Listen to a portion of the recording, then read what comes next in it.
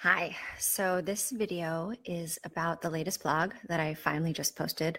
I broke my rule that I was going to post once a week on my blogs. And this past week, I didn't post. I held off. Part of me said it was because I was traveling, but the real reason why I didn't hurry on posting this blog is because I was really uncomfortable with it.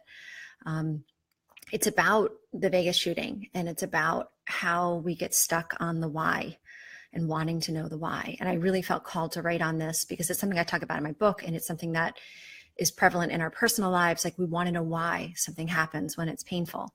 But I couldn't talk about getting stuck on the why without also talking about assigning false whys. And when I start to talk about assigning false whys, it gets really messy, because then we start talking about racism, and we start talking about how we're handling ISIS and how we're handling things in a way that's really triggering and really messy and not of service. And so when I first wrote the blog, I was really uncomfortable with it because I wanted to be really sensitive to the pain that it was going to touch. Like, there was no way I could talk about this without talking about a lot of really painful stuff, and painful stuff that I don't really have a right to talk about because I'm a little blonde girl. So one of the things that I've had to face in my life is that, like, wanting to be sensitive about racism, or a lot of the struggles that minorities have, just because I want to be sensitive to that doesn't mean I can always be, because I just don't know. I don't know what it's really like to experience some of the things that people have to experience, that I've just been privileged to be born a little blonde girl. So I didn't experience a lot of that stuff. So what started out as a simple blog post about the Vegas shooting, which is upsetting in and of itself, and talking about how we're so stuck because we can't find a motive, like, why did he do this? It kind of turned into a blog post that also touched on some other really tricky stuff. And I kind of got scared. And so I didn't post it. I was traveling last week and this week, and I didn't post it. And I finally made myself sit down and re-edit it and be as careful as I could. And then I just bravely shared it and posted it. So I just shared it, and you can read it if you want. But as I always do, I want to speak to it. So the gist is this: whenever something happens in our life, our brain is wired to want to find the why. Why did this happen? And it's a natural, really important survival mechanism, because the why is what protects us for next time. So, like, when we're little, we touch the hot stove, we burn our hand, we realize that, like, that's hot, I'm not going to touch that again. That pain taught me that that thing over there is hot, I'm not going to touch it again. So it gives us the kind of survival rules to keep ourselves safe. So whenever something painful happens, oftentimes in our personal life, someone does something that hurts us, we're like, why did they do that? How could they do that? And we get stuck, because our brain will continue to loop looking for the why until we can find some reasonable, understandable why that we can assign to it. So, like with the Vegas shooting, all the reports trying to find the motive, did he have a gambling problem? Did he hate women? Did he whatever, right? Whatever possible explanation. Was there undiagnosed mental problems? Did he have an association with a radical ideology, some sort of terrorist group? These are the questions that everyone is asking and trying to find a why that we can make sense of. So then we can label it, file it away in our brain, and kind of move on with our life. If we found something like he, had a woman in his life that he, felt disrespected by, and she was going to the concert. Imagine that was the situation. Then we could look at it and say, okay, that makes sense. It doesn't make it okay. It doesn't really make sense, but we can kind of understand, well, that's how that happened. That's why that happened. And I can go to concerts in the future and not fear that I'm not going to be safe, right? Or if we found that he was a member of a radical, ideology group of some sort, then that would kind of be filed under the, okay, we have to do something about terrorism. We have to do something to keep ourselves safe from this, right? There'd be something that we could then file away so we could move on. But without any kind of why that makes any sense, we keep looping it and we get stuck. And I want us to be aware of that, because that's going to happen a lot in our life. Because the reality of most of the painful things that happen in our life is that there's no simple why. There's no simple, understandable this, therefore that is of service, right? So there'll be plenty of times when we can't find a why, or, and this is where it gets kind of messy, we assign a false why. And when we assign a false why or a limited why, it's not of service because it's not deeply true. So we're kind of moving forward on this assumption that actually is not true. And this is when it gets really messy because, I've posted in the past about political stuff. I've posted in the past. I mean, we could talk about gun control. We can talk about ISIS. We can talk about a lot of different triggering and important topics that I go there. We know I go there, even though it's uncomfortable. And I know that people don't agree and people aren't going to like what I say. And it doesn't feel good to me to face that. And it's important for me to talk about this stuff because it's not of service to humanity when we put false, limited explanations and assumptions on things. That's what leads to big mistakes and big issues down the road. If we look at someone who commits a horrible act and we say, okay, that was someone who associated with this radical ideology. Maybe they were American born, but they got, co-opted into ISIS. And so they did this because of ISIS.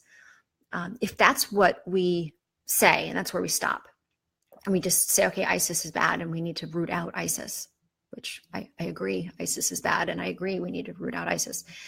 But the problem is that ISIS is a symptom of something else that is horribly wrong in humanity, right? Like if someone were healthy, they wouldn't be co-opted into an ideology that wants to murder, a whole segment of other people, right? Like if we're healthy, we're connected to all of life and we're connected and love, and we wouldn't ever hurt anyone else, right? So anyone who hurts anyone else is suffering in some way.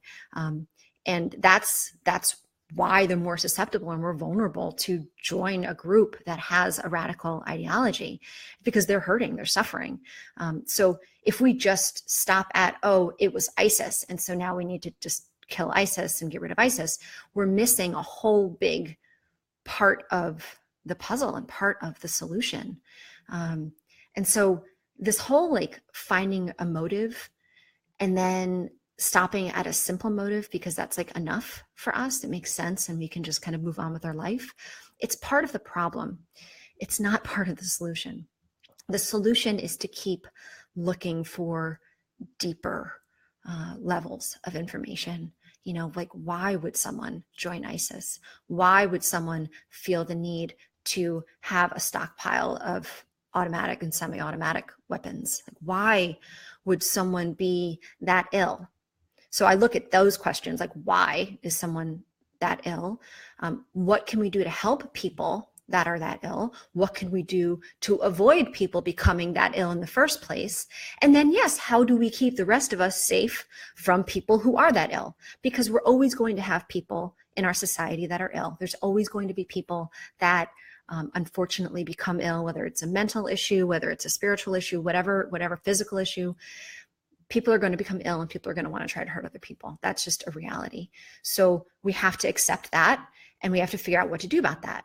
And at the same time, we have to accept that there are people that become ill that could be helped. They're not just bad people.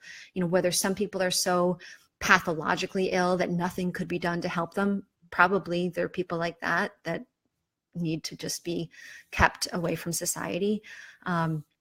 But it's so much more complicated than how most of us, and certainly how the media comes at all this. And it's not of service, because people who do bad things aren't just bad people.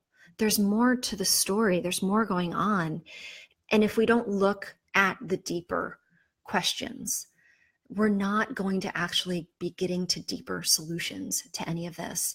And the problem is all of this stuff is so triggering. If we start to talk about gun control, I grew up on a farm where we all had guns. Everyone hunted. We had guns. I grew up with guns. I personally don't have any guns in the house and have no desire to have any guns in the house. I live in freaking Westchester. I'm not hunting. I'm not, we have a security system. I'm not I don't need a gun. And I feel more comfortable not having guns in my house. But I have tons of people in my life who I love and respect who have guns and know how to use guns. And I technically know how to use guns, haven't in years, but I'm not anti-guns. But I am very much pro-reasonable, sensible gun legislation. Why would anyone need to have access to semi-automatic weapons in our country? You're not hunting with that. Our police and military. I mean, everyone's militarized, so it's not like you really want to have those guns to like protect yourself if suddenly there's a coup and the government goes crazy. I mean, like, we don't have that level of weapons. So like, it just doesn't make sense. And so I like to just have reasonable conversations about this stuff. So whenever there's something like this that happens in Vegas and people get, really polarized about the gun debate, I just kind of hang out in the middle, and I just say, how do we come together on this stuff? My cousin Lewis posted a really good article about kind of sensible gun limitations. He's very conservative. He's one of my core like debate partners whenever any of this stuff happens. He posted something that was very sensible. And so to me, it's like, if we can have this conversation without it being polarizing, without people getting really upset and going to their separate corners and like us versus them, and just look at it like reasonable, caring people, that like, no, of course, like limiting guns isn't going to solve all acts of violence. Of course not. But could it help? Probably. So shouldn't we be trying to do something? Mental health, was this guy someone who had mental health issues? Well, obviously someone who didn't have mental health issues wouldn't do something like this, but like, there wasn't any evidence that he was ever in the system. So it's not like the system failed him somehow. If someone's never in the system, it's not like the system failed them. But do we want to be looking at the mental health systems and structures and seeing how we can improve this? Yeah, of course. Like, we want to be doing everything that we can from all sides of this, and just out of care that like, this could happen to anybody at any time. And I'm not afraid of it. I take my kids to concerts all the time. We travel, just got back from Europe. I'm not afraid of terrorism, not afraid of random acts of violence. And I think about it, and I care about it, and I think about what is a reasonable way to come at it. So all of this came from my very simple blog that I kind of stalled on sharing because I know that this is a polarizing place to go and conversation to have. And it's really important that we kind of bravely have these uncomfortable conversations, because that's the only way that eventually we're going to start to find solutions to any of this stuff. So that's my long blog, vlog explanation of why I was kind of fearful and didn't post the blog for a week, but I did it. And just to shine a light on that, I have plenty of fears that I'm still working on. It doesn't feel good when I know that people are judging me or people don't agree with me. It doesn't feel good. And I've gotten better at just saying, oh, well, it doesn't feel good, but I got to say what I got to say anyway. And I just have to be me, and I have to be authentic and share the things that I'm seeing and the things that I'm thinking and feeling and experiencing, in case it's of service to anyone. And I hope that this inspires other people to speak up about the things that are uncomfortable. But we all need to speak up and share our perspectives in like a loving way to bring people together and help people be healthy and help people feel respected. Because ultimately, anybody that is suffering, it gets worse and worse when we feel alone. So if we can reach out to people and be kind, when we see that people are being unkind, right? Like if you run into someone who's really unkind and really nasty, those are the people that need kindness the most. So if you have someone in your life right now who is like being an asshole or being a jerk or really just being toxic and horrible, and your inclination is to be nasty back, which is normal and understandable, I would encourage you, as just one single person, to take a moment, take a big breath in and a big breath out, and then try to be kind to that person. Because anybody who's acting in that kind of toxic, nasty way is suffering and needs kindness the most. And yeah, it takes bravery, and it takes kind of overriding the impulse to, be defensive or offensive back. But that's just a little thing that we all can do to help the people around us who are suffering heal, as opposed to reinforcing the belief that they currently have that life sucks and everyone sucks. And they act that way to like manifest like, yeah, see, everyone sucks. But of course everyone sucks to them because they're being an asshole to everyone. So of course everybody they meet is going to be an asshole back because they're being an asshole.